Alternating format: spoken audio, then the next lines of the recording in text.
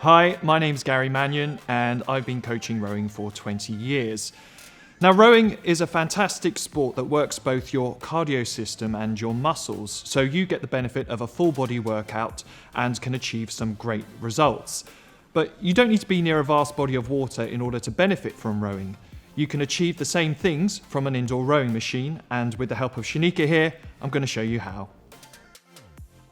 The first thing to do is to set up the machine and get your positioning right. For our purposes today, we're going to be using the Technogym SKILLROW. The aim is to sit on your sit bones towards the back of the seat with a strong neutral spine, so not too upright and not bent over. Then we place the feet into the foot straps into a nice comfortable position. Adjust the resistance to about a level 4 because that replicates water nicely for us, and then we take the handle. Now, we want a nice good grip on the handle, so not high in the fingers, and we're also aiming to have the knuckles, wrist and elbow all in line. So now you've got your positioning sorted, how should you move? The key thing to remember here is that rowing is a pushing sport and not a pulling sport because it's your legs that contribute the most to the power.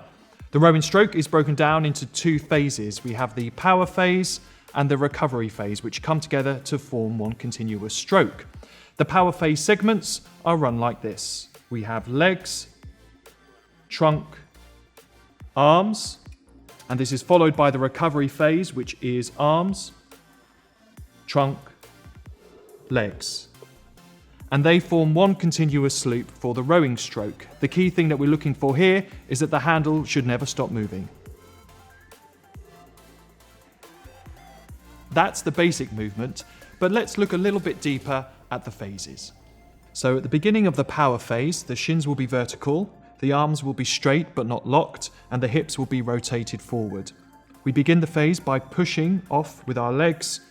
Our trunk then comes in to help with the momentum, and we continue that all the way through with our arms. So at the end of the power phase, the legs are flat, the hips have opened up, and the elbows have been drawn past the body with everything nice and in line. The challenge here is to keep the movement smooth and dynamic whilst keeping in all of those sequence elements in place. So that's the power phase. Now onto the recovery phase. Now the recovery phase is your muscles' opportunity to have a break, so we really want to try and relax them at the end of the power phase, particularly our hip flexors. The sequence of the recovery phase is that the arms go away first, the hips rotate forwards, and the legs compress to the point at which our shins are vertical. From here, we go back into the power phase and continue our rowing cycle. Now, the other element we want to add to it is a dynamic aspect. We want a gradual acceleration through the rowing phase and a deceleration through the recovery phase. Add this aspect to your training and you'll be sure to get the very most from your workout.